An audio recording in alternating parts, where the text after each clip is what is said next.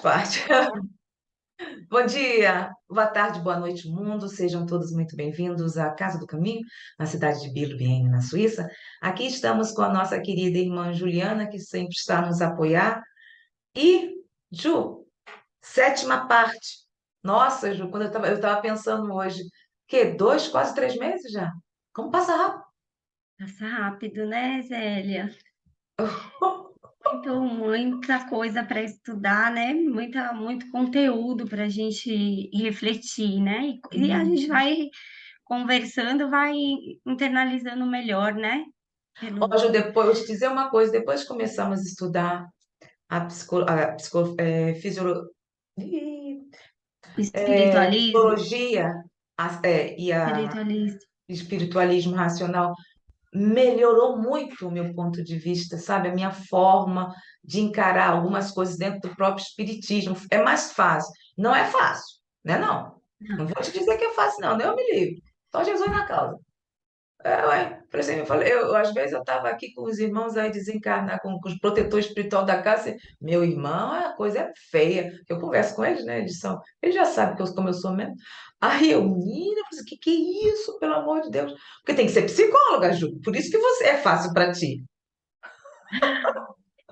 Mas é um estudo que, para mim, a primeira vez que eu ouvi, né, falar do espiritualismo, eu falei, meu Deus, mas o que que é que se trata? Porque na faculdade a gente não estuda desta forma. Nem, assim, perpassa um pouquinho pela filosofia, num semestre, né? Sócrates, Platão, ali, bem pouquinha coisa. E depois já vai partindo para outras áreas. Mas esse estudo né, do ser humano, né, como uma alma encarnada, a gente não tem na faculdade, né? A gente aprende sobre hábitos condicionados, sobre condicionamento, e é uma visão muito predominante, né? A questão uma das abordagens que é o behaviorismo, que trabalha com condicionamento, ele também é uma linha muito forte, né? Que você fica ali aprendendo, condicionando. E essa psicologia que o espiritualismo traz, né, em que que o animal tem o condicionamento, mas a alma humana não, né? Não pode agir por condicionamento, ela tem que agir por liberdade de escolha, porque aí você se torna um agente moral. Então, foi um choque para mim, assim, né? Não, eu falei, que psicologia é essa que eu nunca estudei, nunca vi? Lógico que a gente está acostumada com os termos, com as coisas por ser psicóloga, né? Uhum. Mas infelizmente, olá, Aí, infelizmente é bem-vindas! Olha aí, complicado. acabou de falar que não ia aparecer ninguém, que eu não ia, que estava lá no estudo. Olha aí, agora vem a Clarice. Oi, Belinha. Belinha, eu acho que é a primeira vez que ela está aqui conosco. Eu nunca tinha visto a Belinha, não. Não, Bem-vinda, porque Belinha. tava meu apelido aí, Flores, aqui é meu apelido, mas o que estava meu nome era Flores Bela. Ah, olha, uau, Flores Bela, é mole? Oh, bem-vinda, Belinha. Olá, Clarice. A Clarice a gente Oi, tudo conhece. bem? Tudo, Tudo bom? tudo. Tudo Ô, bom? Olha, Ju, o que eu achei interessante é que é o espiritualismo racional. Que eles, quer dizer, eu estava conversando justamente com o Ernesto, porque ele fala, eu não sou espírita. Você, mãe, né? Tá certo, Nós que tá. não somos espíritas agora que estamos aprendendo isso aí. Deixa-me fora. Então, então, assim, quanto tempo já faz que isso já estava sendo estudado, inclusive, como você estava falando, nas universidades, e como o Paulo faz nos liceus, sobre a alma, Isso, não é isso, Ju? inclusive no Brasil, né? A gente Pedro está II, não fazendo é isso?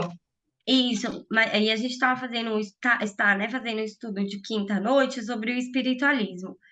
E eu estava, né, comentando com as meninas que estudam lá comigo sobre um livro que fala um pouquinho desse contexto histórico, né, dos espiritualistas no Brasil. E o que mais, né, assim, representou, que trouxe a teoria do Meri de Birran, né, que separa a vida animal da vida humana, foi o Gonçalves de Magalhães e o Eduardo, né? O Eduardo Ferreira França, que ele tem um livro que chama Investigações de Psicologia.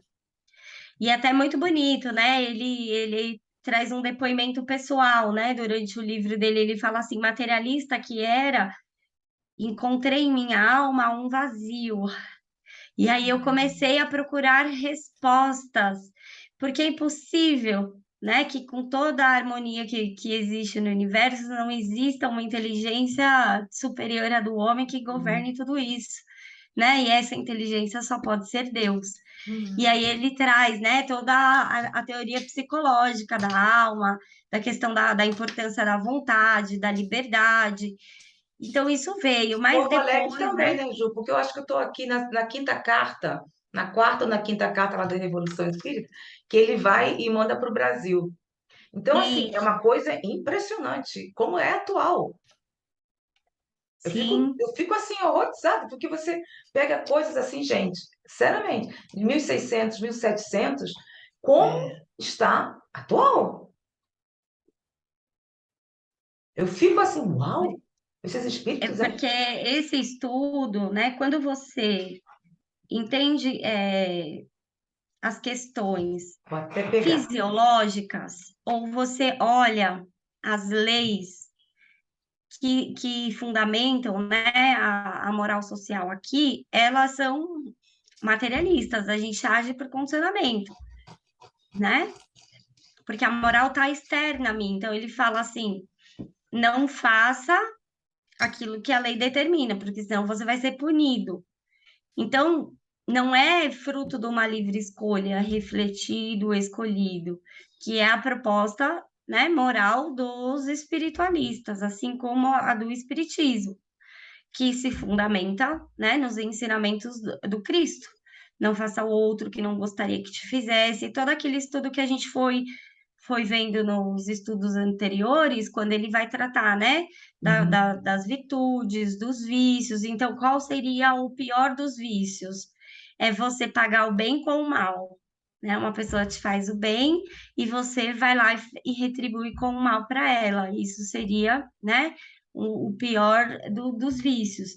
E a maior das virtudes é o bem pelo bem, né? A caridade que o Espiritismo fala, né? Desinteressada. A gente fazer o bem sem olhar a quem e Ah, sem isso é esperar meio complicado, né, recompensa. Maria, né? Isso está realmente bem atual. Exato. Mas quando, veja, nesse estudo que a gente, né, percebe do espiritualismo, então, assim, lá na psicologia espiritualista do Bihan, né, que foi o início de tudo, e aí vem o espiritualismo racional mesmo, o Victor Cousin, o Recolar, o Geoffroy, e aí a gente vê, né, todos esses estudos que eles trouxeram sobre as faculdades da alma, a razão, vontade, a imaginação, mas o Birra em si, ele vai estudar a alma como a causa, a alma, né, imaterial como causa dos fenômenos psicológicos, vai diferenciar a vida humana da vida animal, né? Instinto, dor, prazer, são questões do corpo. As faculdades, razão, vontade, imaginação, senso moral, liberdade, são condizentes à alma, não pertence à fisiologia do corpo. Só que o espiritismo, né, a gente vai ver Kardec colocar lá na Gênese, no capítulo 4, no item 17. Com a metafísica, o espiritismo se torna experimental. Por que ele coloca isso, né? Porque a metafísica já era estudada, né? Que hoje a gente, né, com toda essa recuperação, a gente pode ter acesso a tudo isso. Então, só que a metafísica, eles usavam, né, eles buscavam estudar pela razão, porque é uma realidade abstrata, eu não consigo observar a alma no mundo espiritual até então, né? Então, eles vão estudar o quê? Os fatos do espírito humano, ou seja, uma alma usando o corpo, né? Como que essa alma se manifesta. E aí tinha uma matéria que eles chamavam de psicologia racional, porque eu poderia estudar pela razão, fazendo uso da faculdade da alma, que é a razão, buscando o entendimento. Então, nessa psicologia racional, o que eles estudavam? Como se dava a união da alma e do corpo. Né? Então, eles vão trazer esse estudo da individualidade, da união da alma e do corpo, mas eles tinham limitações. Eles não conseguiam, né, explicar por que que a alma, né, sendo material, imaterial, ela precisava do corpo para se desenvolver. E porque uns tinham um desenvolvimento moral tão grande e outros não. Uns agiam, né, ali com muitas virtudes, muita sabedoria, já ali com as suas conquistas morais, e outros muito próximo da animalidade. Então, o que que a gente percebe? Quem vem explicar isso é o Espiritismo, através da reencarnação, né? Que é um princípio da doutrina espírita. Então, aí vem toda a explicação. Quando você vê uma pessoa que ela já tem conquistas de virtudes, o Kardec desconstrói aquela ideia do dogma. Porque que fala, né? Ou a ideia da reencarnação como castigo. Porque quando você tem esse entendimento da reencarnação como um castigo, você vê uma pessoa sofrendo, ou numa condição ali de dificuldade, que você vai falar, tá vendo? Deus está punindo. Ou quando você vê ali uma pessoa muito desenvolvida na sua inteligência ou na sua moralidade, o que você vai falar? Deus privilegiou. Ele é um escolhido de Deus, ou Deus gosta mais, fica subentendido inconscientemente, Deus gosta mais dele do que de mim, ou Deus deu mais para ele do que para mim. E quando o Espiritismo, né, O Kardec fala, merecimento, né, Ju? Eu então, não mereço tanto quanto ele. Ou quanto ela. exato. E aí entra, a gente fica numa questão, né, problemática desse entendimento. Porque se a gente pensar, né, quando o Kardec fala a metafísica se torna experimental, o que ele vai apresentar para nós? Existem duas realidades. A realidade do mundo físico, corpóreo, e a realidade do mundo espiritual. Então, já existia o estudo metafísico, mas a gente buscava entender a metafísica pela razão. Por que se torna experimental com o espiritismo? Através da mediunidade. Porque a alma é a própria alma desencarnada que vem contar qual a sua condição no mundo espiritual, se ela é feliz, se ela é infeliz e por que ela sofre, né? Então, olha a diferença. E o princípio, né, da lei da reencarnação faz com que a gente compreenda, e assim, a Gênese é o meu xodó, né? De estudo, eu vou estudar a Gênese. Então, lá no primeiro capítulo da Gênese, Kardec vai trabalhar o homem de gênio. E ele vai explicar o que é o homem de gênio. O homem de gênio não é um ser privilegiado por Deus. Ele é um ser que já tem conquistas que já estão inatas dentro dele, através do seu processo de reencarnação. Então, já é uma conquista dele, não é um privilégio que Deus deu.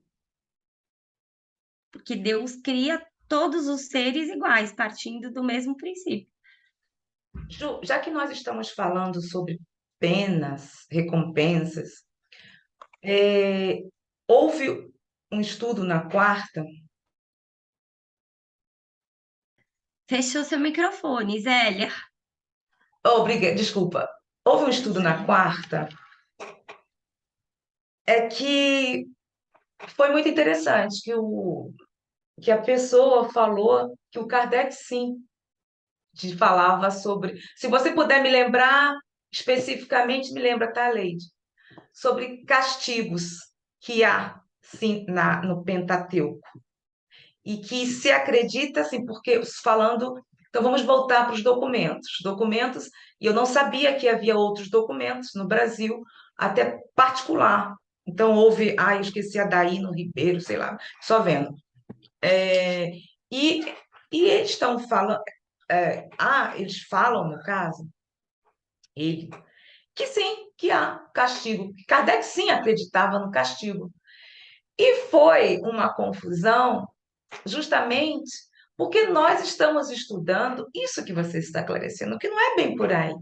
Então, Será que já que podíamos fazer um parêntese para deixar claro o que você pensa quando se diz, o próprio espírita, que Kardec acreditava nos castigos? Podemos falar sobre os castigos. Isso. Então, o que que acontece? Aonde Kardec vai trabalhar essa questão específica? No livro Céu e Inferno, né? E o livro Céu e Inferno, depois da viagem, né, que o Lucas fez lá na biblioteca da França, enfim, toda a documentação que ele levantou foi alterada. Então, Kardec, ele não trouxe termos novos nesse sentido, mas ele trabalha esse tema e traz um entendimento que os espíritos dão. O que é o castigo? É o sofrimento moral. Por que você tem um sofrimento moral? Porque você está agindo, né? Ou por condicionamento e fazendo, né, atos errados, ou porque você ali já tem o desenvolvimento da inteligência e você está usando ela, né, sem ser em função do bem. Porque quando a gente, né, estuda a questão da metafísica, por que ela é tão importante, Zélia? E todos, né, que estão aqui com a gente. Por que que ela é tão importante? Porque é o próprio espírito que vem contar a sua condição. Então, quando você pega o Céu e Inferno, né, e a Revista Espírita, que foi um laboratório, né, ali para Kardec, então, você vai ver na primeira parte, no Céu e Inferno, Kardec tratando o quê? A doutrina. Então, ele vai falar sobre o céu, ele usa o termo céu, ele vai falar sobre o inferno, né? E aí ele vai trazer a análise sobre o inferno, ele vai falar sobre anjos, ele vai falar sobre demônios e ele vai falar sobre castigos e recompensas. Só que a doutrina espírita traz um outro entendimento, né? Mas Para justamente esses está aí, termos. justamente está aí no que ele falou sobre o castigo, que o Deus, como um pai, que tenta, assim como vocês que são mães e pais, dizem assim, a criança faz algo que não seja adequado, então não, bom, eu utilizo o castigo, mas vamos chamar uma falta, chamar a atenção dessa criança. Então, o que Deus vai fazer? Deus, que foi o que foi dito, esse castigo que ele vê, como foi falado sobre o sofrimento da alma, vai fazer com que o espírito também vá para um outro planeta, inferior ao da Terra, como está Então, ocorrendo com o planeta Terra atual. Foi isso que ele deu exemplos, e também quando o ser, isso nós sabemos, né? Quando não está, quando nem tem condições das escolhas, às vezes há imposições de provas, mas também sabemos disso, né? Principalmente você na área de psicologia, sabe que alguns seres realmente não estão preparados para escolherem suas provas, mas isso não significa que lhe é imposto. então, aí entra várias questões, né? Aí, uma coisa é a gente ter a prova, outra coisa é a expiação, o processo de expiação. Então, veja, na parte adulterada, deixa eu ver se eu consigo achar aqui certinho o item que foi adulterado. O Tá oitavo, aqui. você está dizendo, na Gênese? Não, no Céu e Inferno. Ah, tá. Então, vou abrir. Lá, o texto original de Kardec é assim, ó. A punição varia segundo a natureza e a gravidade da falta. A mesma falta pode, assim, dar lugar a punições diferentes segundo as circunstâncias atenuantes ou agravantes nas quais ela foi Qual cometida. capítulo, Ju, por favor? Está no capítulo 8, no item 5, Tá. tá? Então, veja, ele está trazendo exatamente o que o Paul Janet fala. Se Uhum, você pegar o estudo psicológico do Tratado Elementar de Filosofia, uhum, o Paul Janet vai falar, conforme as suas ações, você tem um sentimento moral íntimo, um sentimento íntimo. E as ações humanas têm graus, porque aquilo que é fácil para mim pode ser difícil para o outro. Então, o estudo da psicologia, ele é subjetivo de cada indivíduo. O que que o dogma diz? Não importa o erro que você cometeu, você está condenado ao inferno. Se você roubou, matou, não importa. O que que a psicologia vai dizer? E o espiritismo? A consequência do seu ato é proporcional ao seu desenvolvimento moral e às suas capacidades. São coisas diferentes. Percebe? Então, Kardec pega o termo, mas ele ressignifica, fundamentado na psicologia. Porque para você compreender tudo isso, você precisa compreender a questão da subjetividade humana. E como Kardec foi compreender isso? Usando o ensinamento que os espíritos trouxeram da reencarnação. Então, um espírito, quando ele trabalha, vou pegar o exemplo do homem de gênio, quando ele trabalha o homem de gênio, ele não é um beneficiado por Deus, privilegiado por Deus. Aquela genialidade que está inata nele é fruto das suas conquistas. Assim, quando, né, na Gênesis, ele vai analisar a vida, o Cristo, não é verdade? O que que ele vai falar? Estudar na Gênese os fenômenos psicológicos. E aí ele pega todo o entendimento dogmático que a igreja traz, colocando tudo no âmbito do miraculoso e do sobrenatural, e ele vai falar, ele traz os fenômenos que o Cristo fez e vai estudar, né, através da reprodução do fenômeno, a lei que está por trás regendo aquele fenômeno.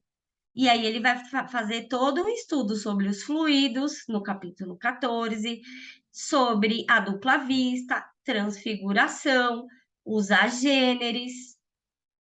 Eu estou vendo aqui que no oitavo, se é isso que você está dizendo, o que Deus No exige quinto, no para. quinto, Ah, no quinto? no Quinto. quinto. A punição A varia punição segundo varia a segundo a natureza natureza. e a gravidade da falta. A Uhum. mesma falta pode, assim, dar lugar a punições diferentes segundo as circunstâncias atenuantes ou agravantes. Outra coisa, se a ação está por fazer ou se a ação já foi feita. São Uhum. coisas diferentes. Mas, por quê? Para o Espiritismo, não importa só a ação, importa o seu pensamento. Porque é pelo seu pensamento que você vai se conectar com os espíritos. Uhum.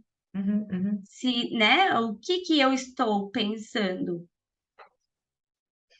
O que que eu estou, né, transmitindo pelo fluido perispiritual, que é o veículo do pensamento do espírito? E ele tem até falando, até no sexto, porque ele está dizendo, deixa bem claro aqui, como você falou, sua punição e toda boa ação, sua recompensa segundo o seu valor. Quer dizer, ele que vai depender do ser. Então, só que a nossa sociedade, ela vem de uma educação que ela é extremamente autoritária, gente. Como que os pais educavam? Cala a boca, obedece, eu que mando. E é assim que Deus age? Não É por é. isso que é complicado, às vezes. Claro, temos que respeitar o que as pessoas pensam, tudo. Uns acreditam, Sim. outros não acreditam sobre os castigos que Deus impõe, tudo isso. Tá, nós estamos tentando escutar ambas as partes. Mas Se um ser humano, se um pai, se uma mãe tem a capacidade de ser maleável, de conversar e não se impor como na minha geração, de conversar, imagine um Deus. Então, mas o que que acontece? Lembra que a gente leu aquela mensagem Amor e Liberdade da Revista Espírita, do Espírito Abelardo? Tá até aqui nos slides, a gente. Deixa eu ver se eu consigo projetar ele aqui, aí eu fecho para a gente poder se ver e ir conversando. Olha o que que ele fala aqui, ó.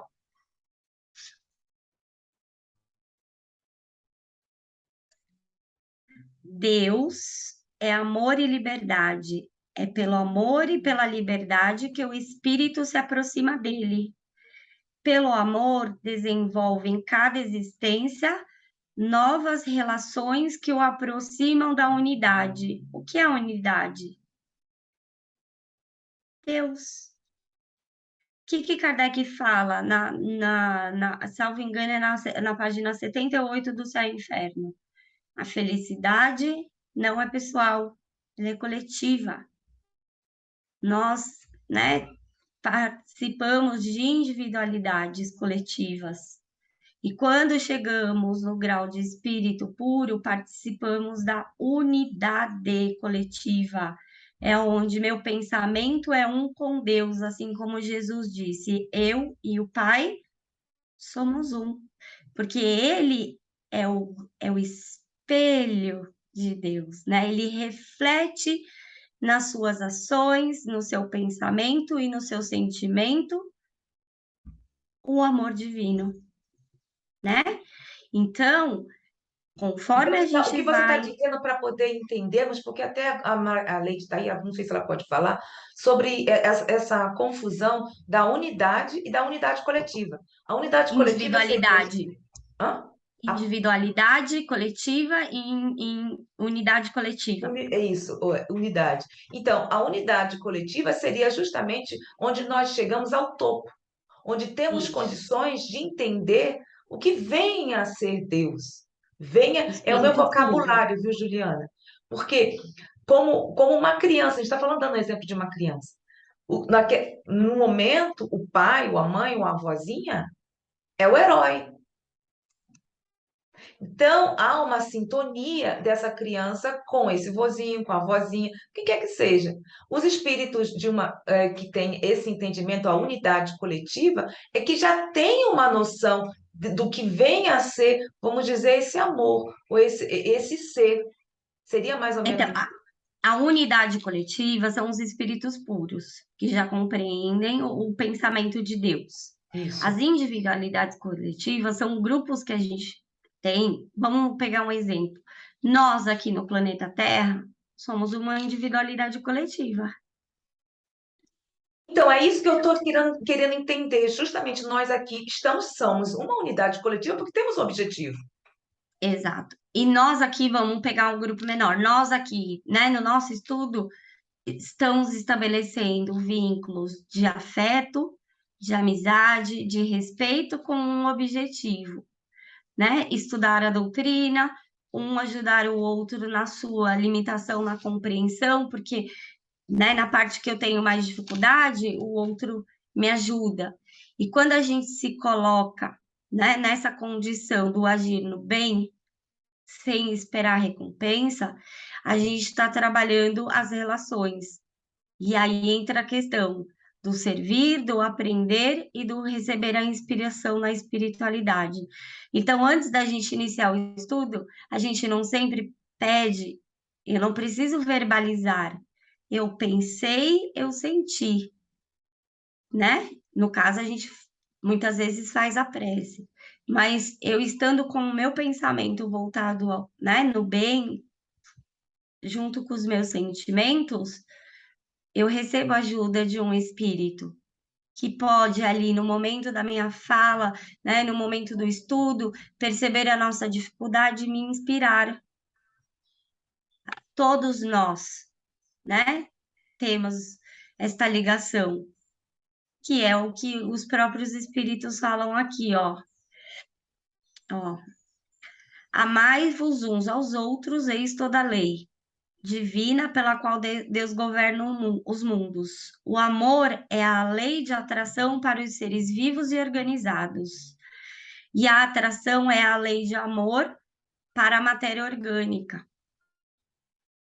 Para a matéria inorgânica, Inorgânico. desculpa. Então, olha o que ele fala aqui, ó. Está sempre colocado entre um superior que o guia e o aperfeiçoa, e um inferior perante ao qual você tem deveres iguais a cumprir. É meu dever, um dever moral, possibilitar que o outro desenvolva suas faculdades e progrida na fase evolutiva que ele está enquanto espírito. E você percebe que tudo está interligado na doutrina. Quando a gente, né, fala da questão da metafísica, né, que a gente estava falando, e aí a gente vê aqui, ó, né? Então é pela liberdade que ele escolhe o bem que o aproxima de Deus. E aí vem várias mensagens dos espíritos, sejam ardorosos na propagação dessa fé, que é a fé racional, né?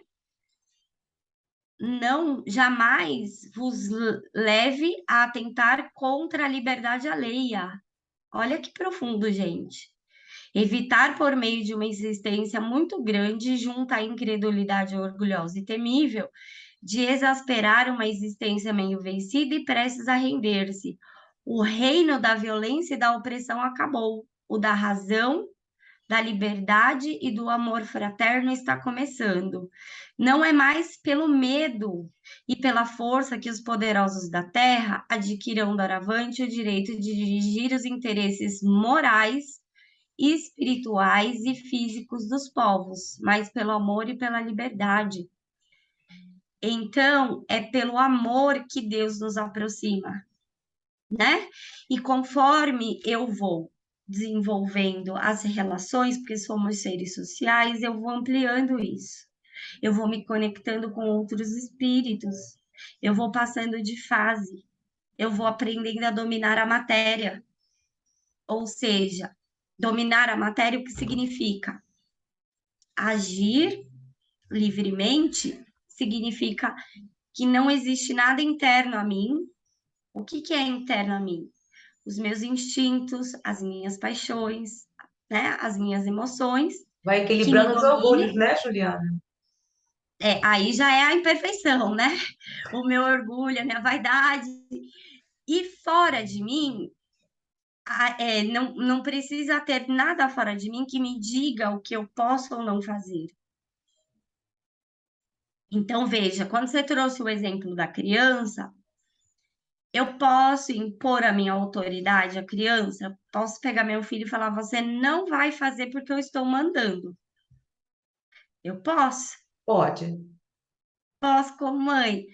pode. Mas isso quer dizer que eu estou ensinando meu filho a refletir e fazer escolhas? Não. Ele não vai fazer por medo de mim. Medo de apanhar, medo de talvez me decepcionar, ou medo de eu ficar sem falar com ele, porque, gente, não é só o castigo físico. Existem castigos psicológicos que às vezes são torturas piores do que você levar uma surra sei lá, de Ontem, por chinelo. exemplo, eu tive um exemplo com meu neto. Ele chegou aqui em casa, chorou, chorou. Eu falei, o que foi, Moisés? Ai, vó, eu tirei 5. A prova ali é 7, ele tirou 5. Quer dizer, ele fez 70% da prova. E a mãe dele queria que ele tirasse 10 porque ele precisa de nota, não sei o quê. E chorou, chorou. Eu falei, meu filho, a sua mãe vai aprender, porque ela tem mais 2. Mas a vovó tem paciência com você. Aí meu filho do lado falou assim, porque na minha época você tem que fazer. Mas hoje eu já tenho outra visão do mundo, graças a Deus. Então eu já Você consigo sabe, agir. Belinha, tem uma mensagem na Revista Espírita que chama Lições de Moral na Infância. Depois você leia. É que agora eu não estou com o ano aqui de cor, Mas pode me mandar um WhatsApp que eu te mando o ano do artigo e o mês. Tá. É um artigo lindo Lições que morais Kardec para as trabalha. crianças? Como é que se chama? Pequenas lições de moral na infância. Ou é lições de moral da infância. Mas eu tenho o ano, tenho o artigo separadinho.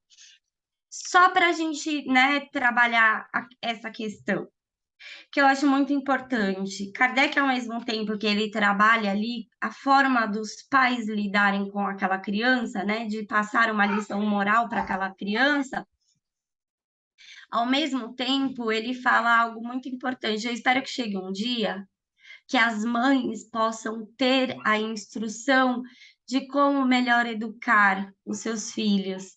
Porque quando a gente, né, nasce um filho, nasce uma mãe, e a gente não tem manual de instrução. Faça isso, faça aquilo, né? E muitas vezes a gente tinha essa visão. Então, olha só, gente, veja.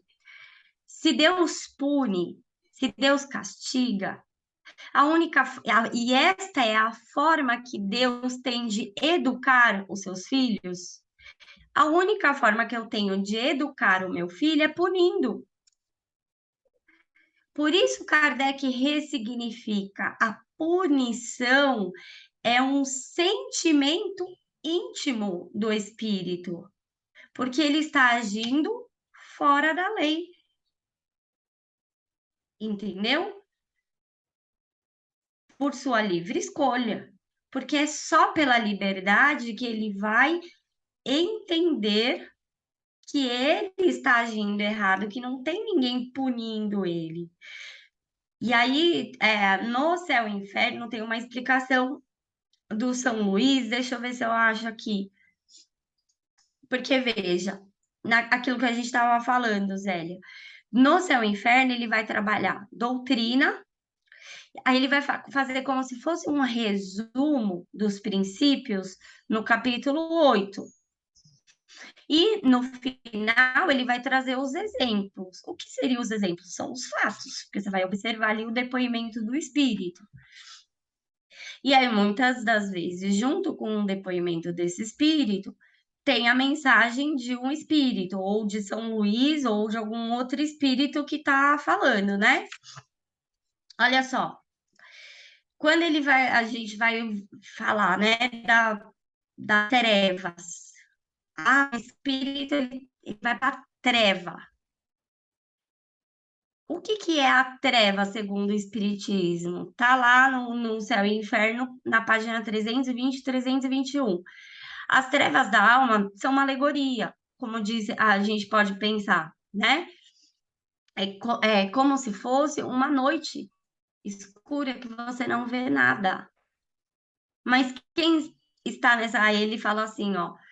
O Espírito fala assim, ó. Aqueles que duvidaram do destino de seu ser e acreditam no nada, a ilusão desse nada é que constitui o seu suplício, até que essa alma, enxergando-se a si mesma, destrua energeticamente a rede de tensão moral que aprendia. O que é essa rede? É o pensamento, gente.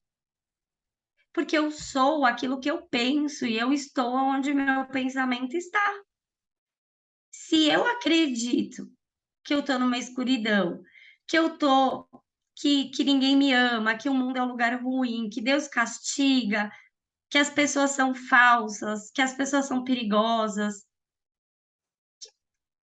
eu estou fechada em mim mesmo. Porque quando eu compreendo Deus, a lei de harmonia e observo cada indivíduo dentro do entendimento que a doutrina espírita traz, o que a gente vai perceber? Cada um está no seu processo de desenvolvimento, ele tem dificuldades, assim como que eu também tenho. Por isso, a necessidade de eu ser indulgente para comigo e para com o outro, de olhar para esse outro e compreender as limitações dele, e olhar para mim e entender as minhas. Então, quando ele está falando, né, que esse espírito está preso numa treva psicológica da alma, E ele fala, é São Luís falando, tá? Ele fala assim, é esse repouso forçado, essa nulidade do ser e essa incerteza que lhe constitui o suplício, o tédio que invade, é o mais terrível dos castigos, porque então a alma não percebe nada em torno de si. Mas por quê? Porque o pensamento dele é esse. Eu estou no meio do nada e ele não se conecta com os outros espíritos. Mas eles não estão ali? Estão prontos para ajudar. Porque essa é a lei, é um ajudar o outro para que juntos conquistemos a felicidade que é coletiva e não individual. E Jesus disse isso para nós, enquanto, né, nenhuma das minhas ovelhas se perderá, nenhuma, né? Então, quando, né, a questão que você Juliana, colocou, não olha só, esse que esqueci. você falou é da Revista Espírita, fevereiro de 1864. Aí, sendo os primeiros médicos da alma de seus filhos, os pais deveriam ser instruídos, não só de seus deveres, mas dos meios de cumpri-los. Não basta o médico saber que deve procurar curar, é preciso saber como agir. Ora, para os pais, onde estão os meios de instruir-se nessa parte tão importante de sua tarefa? Hoje dá-se muita instrução à mulher. Olha aí, meu Deus do céu, deixa para lá, senão eu vou falar, vai ser outra coisa para falar sobre isso. Fazem-na passar por exames rigorosos, mas algum dia foi exigido da mulher que soubesse como fazer para formar o moral do seu filho? Aí ele vem dizendo essas coisas. O que eu achei interessante é que o que você falou. E aqui está dizendo ainda uma mulher. Bom, isso já se entende. Aí ele fala aqui. Considerando-se que o egoísmo e o orgulho são reconhecidamente a fonte da maioria das misérias humanas, que enquanto eles reinarem na terra, não se pode esperar nem paz, nem caridade, nem fraternidade. Então é preciso atacá-los no estado de embrião, sem esperar que fiquem vivais. Aí ele vai explicando, de embrião. Então, é um artigo lindo, viu, Belinha? A Zélia achou pra gente. Obrigada, Zélia. Nada, Revista De Espírita, cabeça, assim, 1864, fevereiro de 1864, Flor. fevereiro de 64, né? É que eu tenho ele aqui separadinho, mas de cor é muito artigo para lembrar. Tá fechado, Belinha. Tá fechado o seu microfone. Falando que eu vi no Mercado Livre os 12 livros da Revista Espírita. A Revista Eu vou Espírita. comprar. Vale a Então, pena. É, Procura umas promoções boas aí que acha. o que você Aí, falou, Ju, sobre comer, outro hábito igualmente frequente é o de castigar a criança mandando-a comer na cozinha com os criados. Bom, isso aí já entendeu. A punição está menos na exclusão da mesa, olha interessante, do que a humilhação de ir para a mesa dos serviçais. Bom, isso aí já é outra coisa. Assim se acha inoculado desde a mais tenra idade os vírus da sensualidade. Não entendi isso da sensualidade, não. é Da porque sen- ele está falando da questão da comida. Lá no Ah, começo porque ele aí vai tem falar do doce. o prazer, não é isso? Isso.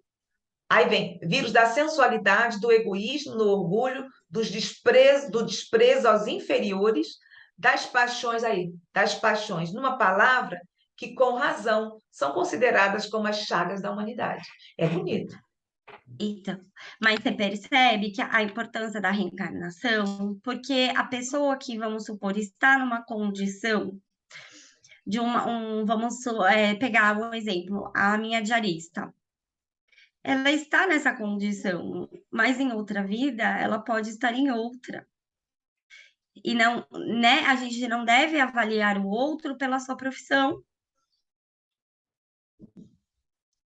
ou por ele ser um serviçal, não quer dizer que ele é inferior a mim, muito pelo contrário, né? A gente não sabe que alma que está habitando ali.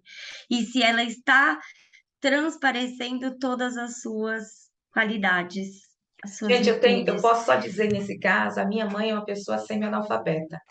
Foram poucas as vezes que eu vi pessoas tão vivas, que a tenacidade que ela tem, que eu não, são poucas as pessoas que eu vejo, tem problemas de psiquiatra e tudo mais, foi o que eu estava falando, não tem nada a ver o que Ju está falando sobre a profissão. Não tem nada, porque é o espírito. É o que o espírito E, adquiriu. Não tem nada a e ver pelo que com. Jesus fala, Zélia, qual é o maior de todos os homens?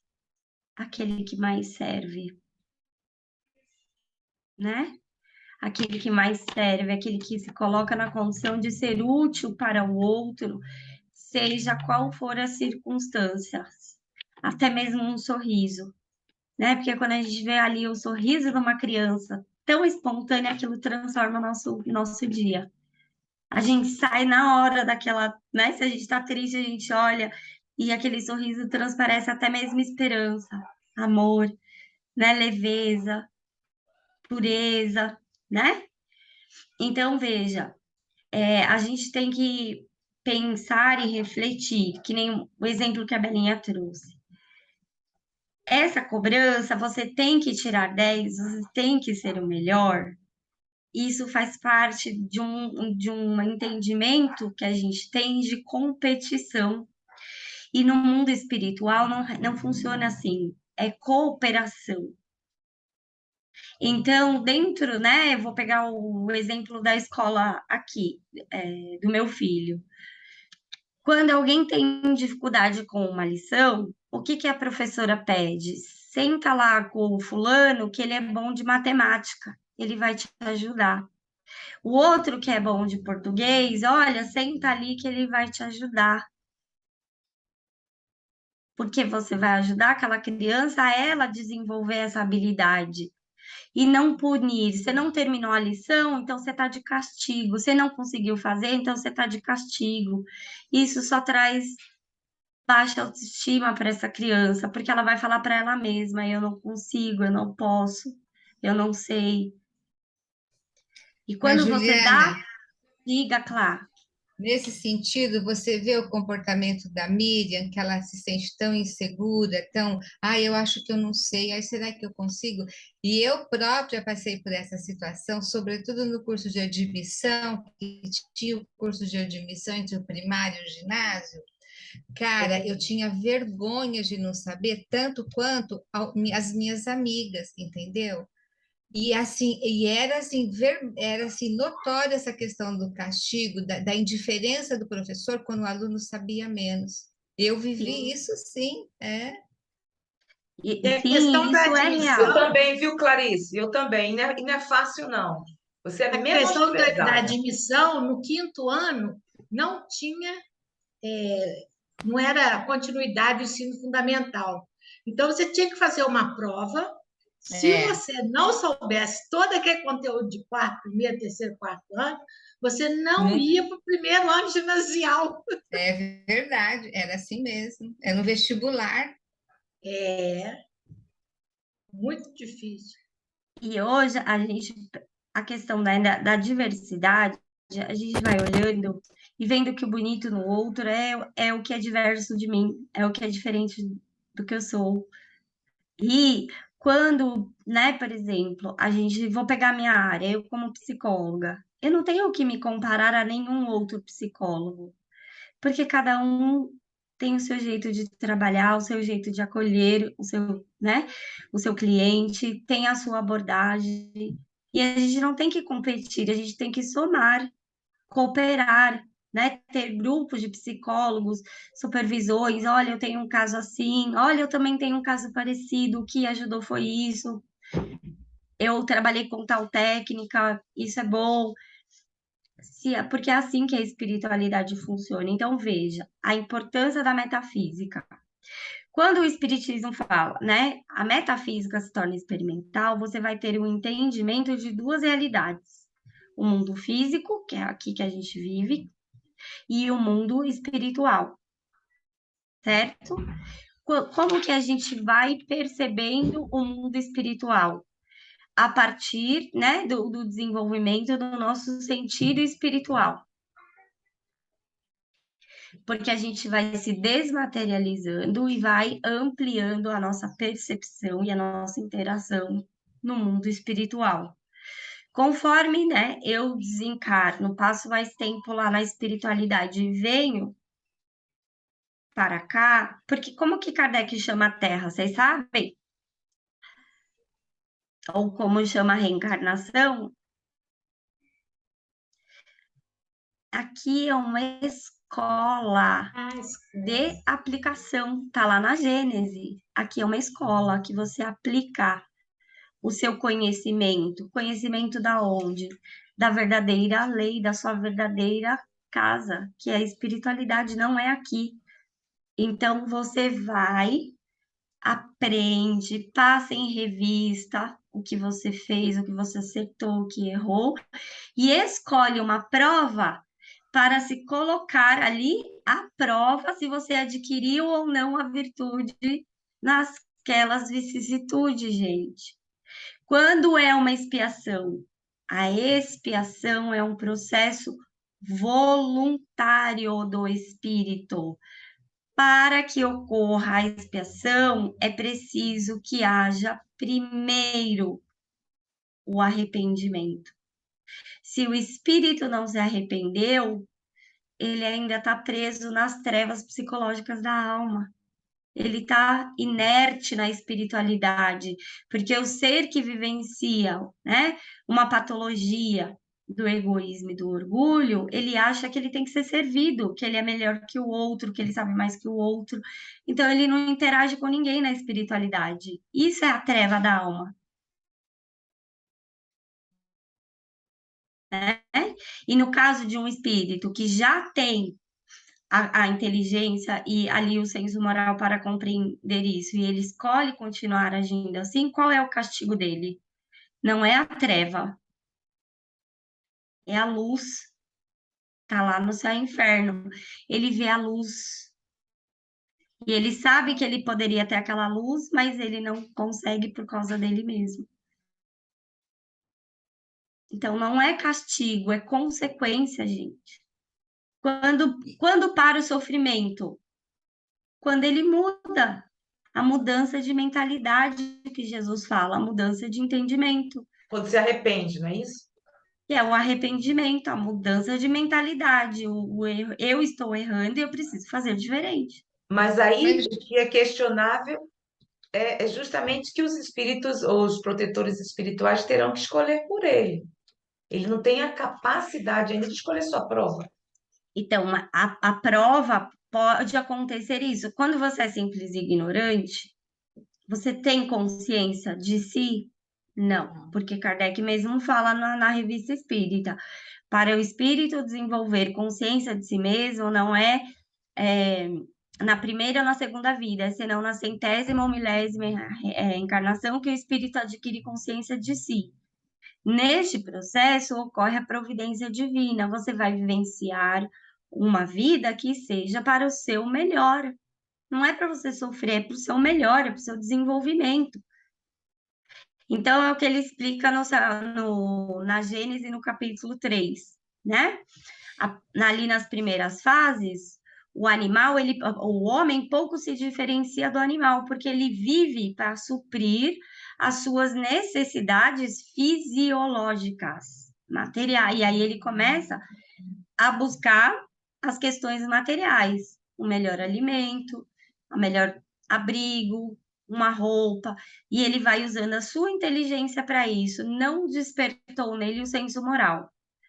Quando o senso moral desperta, ele vai, né, se desenvolvendo e vai contrabalanceando com as questões materiais. Quando as questões do espírito sobrepõem a matéria, Kardec fala é aí que o espírito domina a matéria. Não existe nada externo a ele, nem interno a ele, que o guie, né? Ele é um espírito livre. Então, veja, a questão da punição. Ele vai lá na Gênese, na Gênese não, no Céu e Inferno, na página 380, ele vai falar assim, ó, 2 indivíduos podem cometer faltas idênticas, mas vivenciam provações diferentes. Um é limitado nas faculdades da razão, né? E sofre pela questão dos sentidos, que é um espírito mais bruto, aquele que está fechado ali nas trevas. E o outro já tem o desenvolvimento das faculdades, mas ele, por escolha própria, não quer participar da coletividade, ele fica inerte no mundo espiritual. Esse é o sofrimento, esse é o mal, é você ficar inerte, porque você não participa de nada. Você só quer ser servido. Veja depois os depoimentos dos espíritos endurecidos no céu e inferno, né? Ele fala, ele tem consciência, mas ele é como se ele agora eu não lembro qual delas, acho que é a primeira, o primeiro depoimento.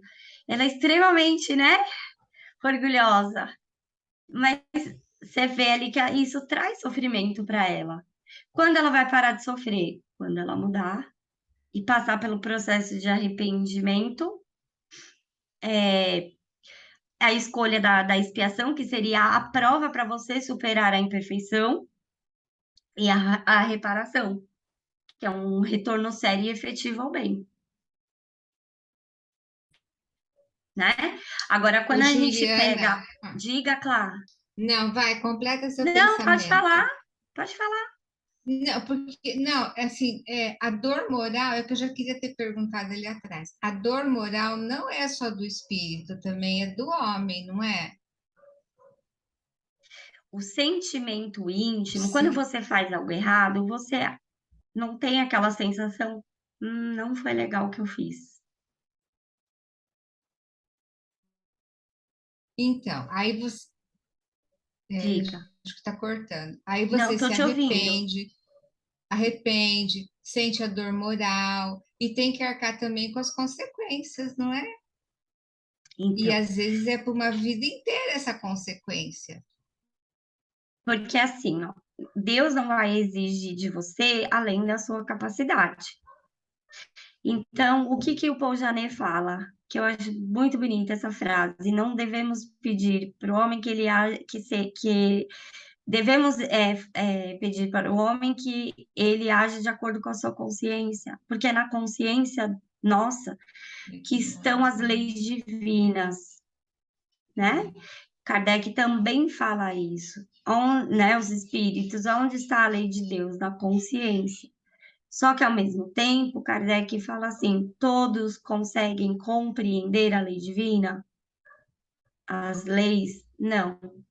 Por isso é tão importante compreender o processo psicológico de desenvolvimento da alma.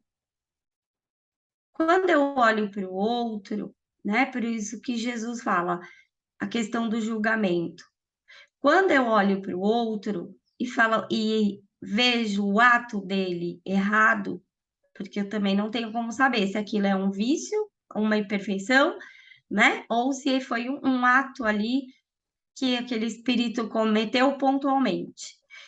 E aí eu julgo, eu estou julgando quem? A mim mesma. Porque eu já cheguei na condição de entender que aquilo está errado.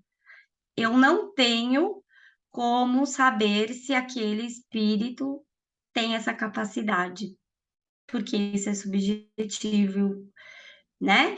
Tanto que o espiritualismo, ele vai estudar os fatos do espírito humano, uma alma usando o corpo. Mas aquilo que isso, né, os sentimentos, os pensamentos são íntimos. É cada um é que sabe o que se passa e o que sente dentro de si mesmo. E o quanto tem a capacidade de compreender a lei. E aí, novamente, a questão metafísica. Eu estou lá, né? E aí Kardec fala na Gênese, no capítulo 11 da Gênese espiritual, nós ficamos muito mais tempo na espiritualidade, passando em revista, estudando, aprendendo, né? E aí, quando eu venho aqui para a escola de aplicação, ou seja, eu vou aplicar aquilo que eu aprendi, eu posso passar na prova e adquirir aquela virtude ou precisar recomeçar a tarefa. Então, veja, o castigo, né, que a gente fala punição, sofrimento íntimo, e eu tenho que recomeçar a tarefa. Esse é o castigo. Então, quando, né, você colocou ali atrás, eu não esqueci que você comentou da questão, né? Espíritos que não reencarnam mais na Terra. É um castigo divino, no sentido, esse espírito não tem jeito, vamos mandar ele lá para o mundo? Não. Ele vai no outro mundo ter missão, porque no céu e inferno, Kardec diz, todos os espíritos têm missões, até os animaizinhos inconscientes trabalham para a harmonia do universo. Então, esse espírito, ele vai usar a inteligência dele e vai contribuir no mundo primitivo. O que é o castigo? Ele tem que recomeçar a tarefa, porque ele não aprendeu, porque ele não abriu mão do egoísmo. Então, é isso. Então, quando Kardec vai falar da geração nova, né, na Gênese, que é o capítulo que foi mais mutilado, né, que Henri Souza chega a falar que é o capítulo que ficou, assim, irreconhecível, né, mutilado.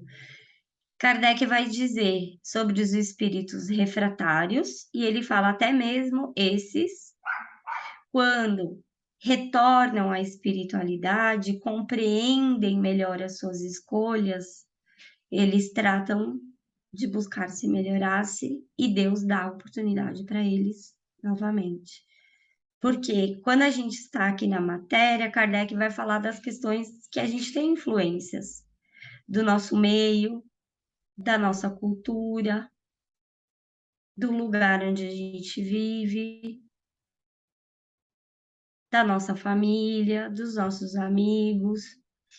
Muitas vezes, ô Irene, pode abrir, abre o microfone. Posso fazer uma perguntinha? Pode, claro. Então, nesse caso do castigo que você está comentando, a gente pode entender que o castigo também é uma escolha? Então, no caso desse espírito, o que a gente pode pensar? Ele pode virar e falar assim: eu tenho a minha liberdade, meu livre-arbítrio, então eu vou lá para Júpiter, no planeta mais evoluído, encarnar lá. Ele pode? Por que não? Porque não é compatível. Porque a desmaterialização dele não permite, ou melhor, a materialização, né? Ele está tão preso na matéria que ele só pode estar num planeta extremamente material, focado nas questões materiais, né? Então, o castigo é no sentido da tarefa. Ele vai ter que refazer aquela tarefa. Qual é a tarefa? Depende da imperfeição que ele desenvolveu. Tá ligada a tarefa à imperfeição que eu desenvolvi. E o castigo é eu ter que refazer algo que eu já tenho condições de fazer diferente. É igual quando você está na escola, vamos supor. Você aprende lá. Ninguém está falando que você tem que ir na. É que aqui a gente, né, passa de ano em ano. Mas em uma reencarnação, você vai adquirir todas as virtudes? Não vai. Né? Kardec mesmo fala, é impossível em uma reencarnação você adquirir todas as virtudes. Mas vamos pegar a ideia do escolar. Você está no 5º ano, para passar para o 6º ano, você não precisa daquela base de entendimento? Se você não adquiriu aquela base, você não vai acompanhar o desenvolvimento do 6º ano. Então, você vai ter que recomeçar a tarefa. Isso é o castigo. Porque você precisa daquela base para poder passar para outra fase, porque a gente passa, né, por fases no estudo ontológico, a gente vai ver, né, as fases dos seres, entendeu?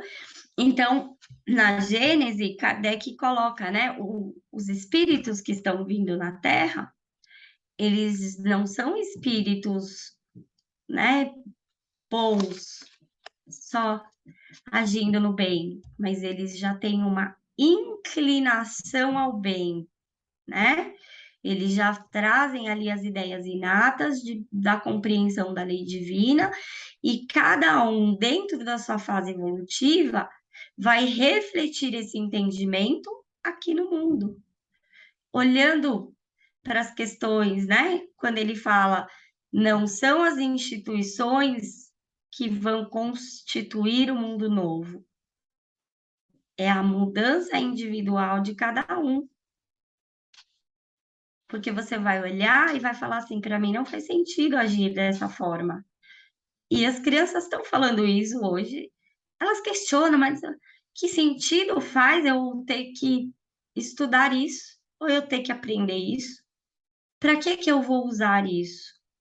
Ou ela olha e fala assim, eu não gosto disso. Ela tem o direito de não gostar.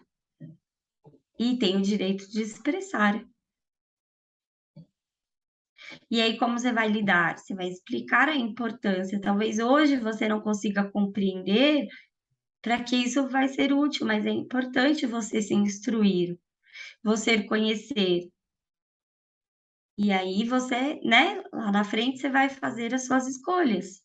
De acordo com o quê? Com a sua aptidão, né? E a gente não precisa pedir, exigir que a criança seja o melhor e tire 10. A gente precisa dar para, né, para a criança o direito dela errar. Ela não tem que ser perfeita, porque essa ideia de perfeição vem da igreja. Deus criou os seres perfeitos e o erro é a desobediência que causa a queda no mundo, que é o castigo, a reencarnação. E o Espiritismo vem desconstruir tudo isso. A reencarnação não é um castigo, é uma oportunidade de desenvolvimento, de aprendizagem, de aplicação, né? Como Kardec mesmo fala, do que a gente aprende, é instruído e serve no mundo espiritual. Quando aqui vai ser um mundo feliz? Quando a gente refletir aqui, né? As leis do mundo espiritual, do mundo moral, né? Porque nós somos seres sociais, né? Então, a gente precisa aprender a agir de forma coletiva. Os próprios espíritos, na construção da doutrina espírita, lá no capítulo 1 da Gênese, Kardec fala, né? Nenhum espírito tem autoridade maior do que o seu conjunto. A autoridade da doutrina espírita está no conjunto. Aí ele fala, porque todos se unem num laço de solidariedade cooperativa. Cada espírito contribuiu com o seu entendimento da forma que podia. E não foi importante, por exemplo, você estudar um espírito que ainda se achava vivo aqui na matéria, você ter esse entendimento, ele contribuiu, ele foi útil. Não foi importante o depoimento de um espírito feliz? Muito importante, né? O depoimento que mais marcou no Céu e Inferno é de um espírito feliz, e o outro é de um criminoso, que até chorei lendo, né? De tão bonito que foi o processo de arrependimento dele, né? E a gente vê a grandiosidade da justiça divina quando os espíritos questionam, né?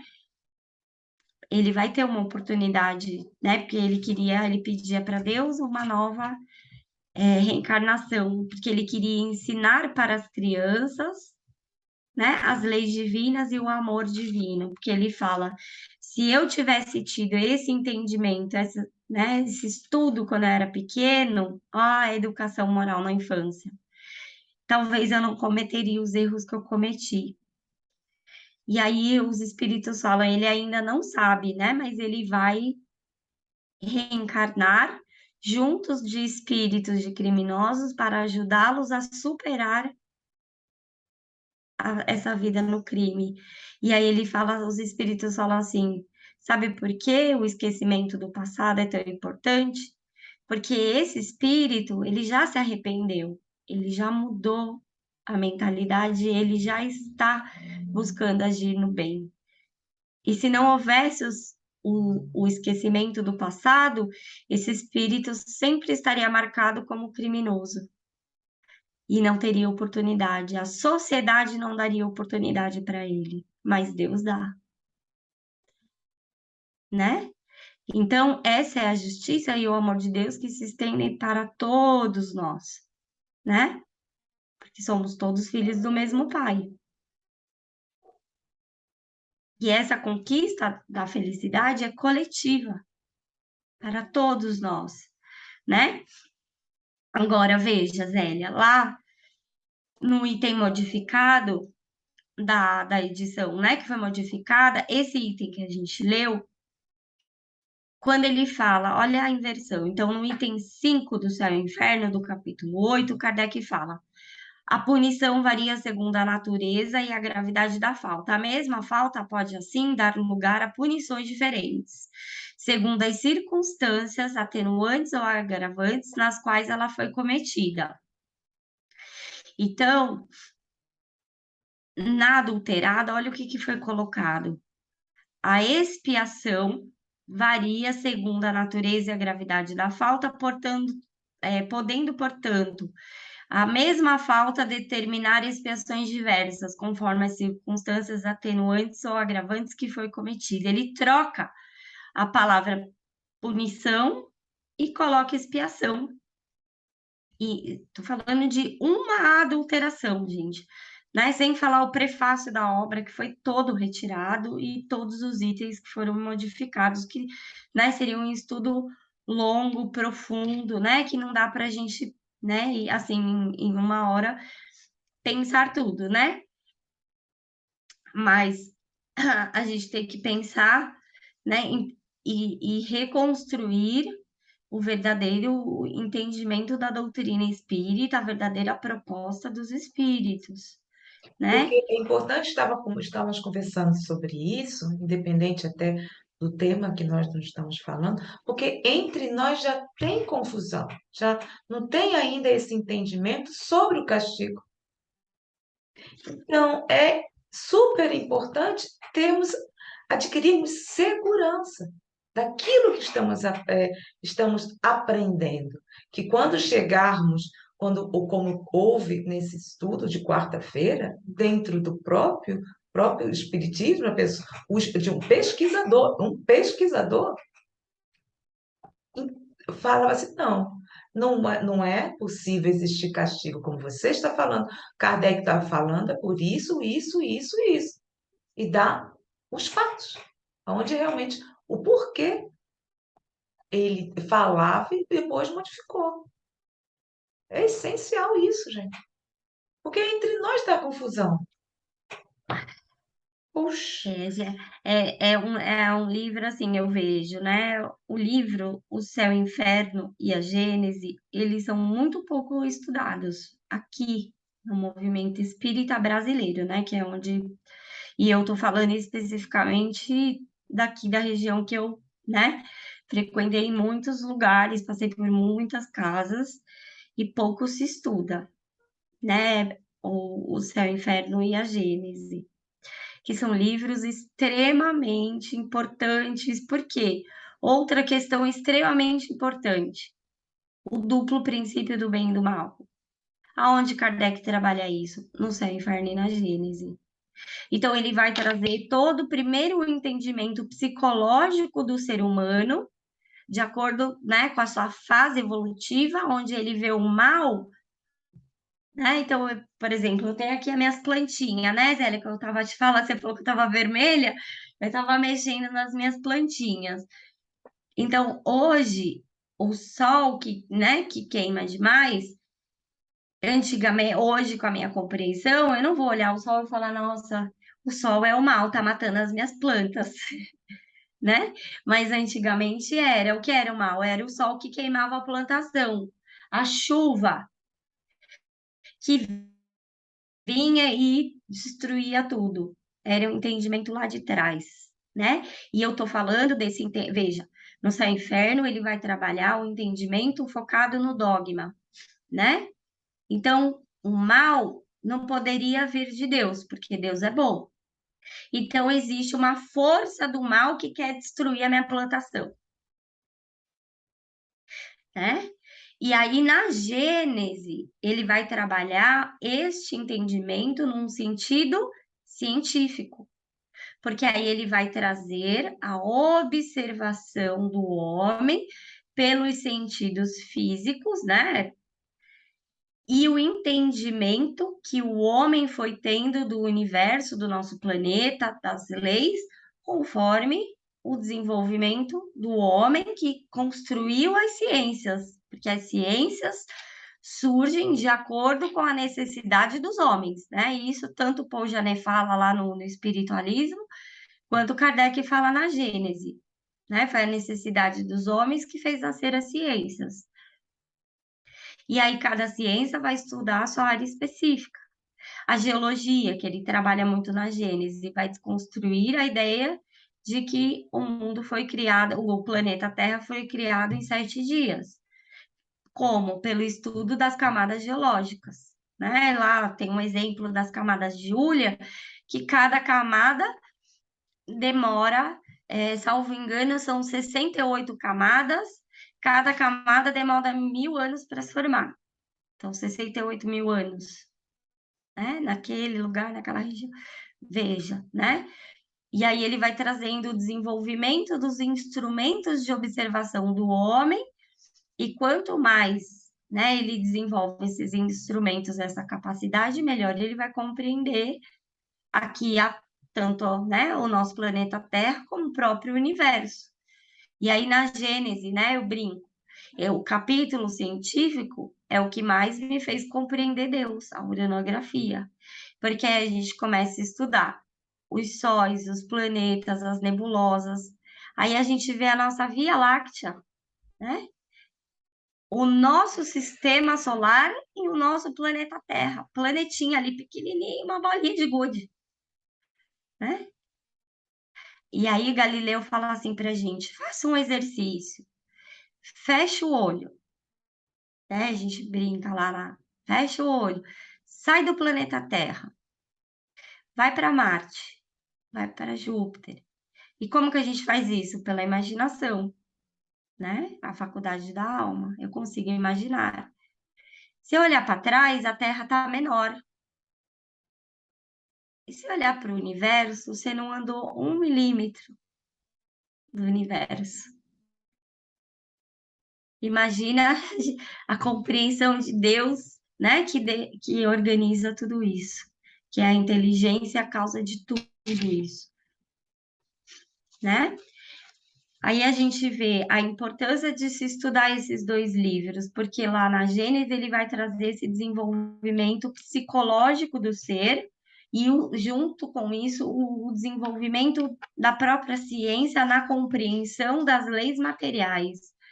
E a importância da ciência espírita, que vai trazer o entendimento dos fenômenos psicológicos, trazendo o estudo das faculdades de Jesus. Mas não Jesus enquanto espírito puro, né? Jesus, né? O que ele faz aqui para nós é o que nós podemos alcançar, né? Aqui no nosso desenvolvimento. Porque imagine a grandiosidade do Cristo. Mas o que Kardec fala, conforme você observa o fenômeno, esse fenômeno né, ele pode ser reproduzido, ele sai do âmbito do miraculoso e do sobrenatural, né? E aí é o estudo psicológico, né, do princípio espiritual, né, de nós espíritos, de todo esse desenvolvimento. E no Céu e Inferno, quando ele vai trabalhar o duplo princípio do bem e do mal, ele vai trazer o entendimento de tudo isso. E na Gênese também. Não existem 2 forças, o bem e o mal, né? O mal é a ausência do bem, é a inércia do espírito, porque ele não está agindo na lei, ele não está. E aí, se a gente pensa, lei de progresso não é um princípio espírita? A gente não leu ali o slide, É pelo amor e pela liberdade que nos aproximamos de Deus, não é isso? Dentro da lei de progresso, conforme eu vou passando as fases, eu não vou me aproximando de Deus, do entendimento das suas leis, eu não vou me conectando, né, através das individualidades até que eu chegue na unidade.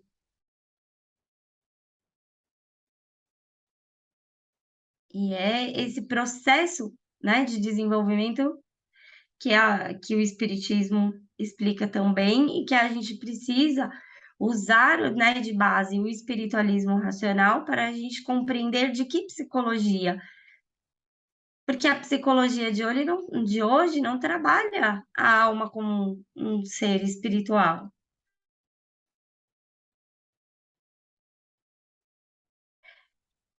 Então, veja, né, a importância que o espiritismo tem. E quanto mais a gente estuda, mais a gente vê que precisa estudar.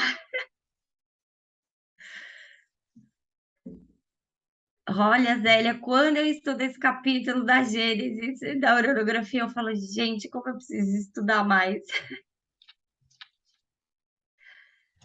Você está nessa e tem a base da psicologia. Imagine nós que estamos tendo aqui. Nossa senhora, vendo, aprendendo isso agora? Ah, ruim. Não é não, gente? É, Eu É já falei com verdade. as meninas que na próxima reencarnação eu quero estudar física e química para eu poder entender melhor a orografia. gente, se vocês me permitirem, eu vou parar a gravação, porque faltam só 4 minutos, tá? Tá bom. Então, no próximo, vamos continuar o estudo, né? Porque foi ótimo, Próximo sábado, né? É não é mesmo, isso? ai, meu Deus, Dia 5 eu já tô aqui de novo. É dia 5, né, Zélia? dia Já tô 5, aqui. gente, desculpem. É porque vai mudar o horário hoje à meia-noite.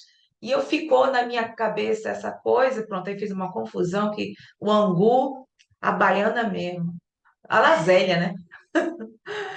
Então tá até lá, né, gente? Por Boa favor. semana para você, bom final de semana, De Tchau. gente. Vou você só parar a também. Tchau, tchau. gravação, só vou parar a gravação, tá?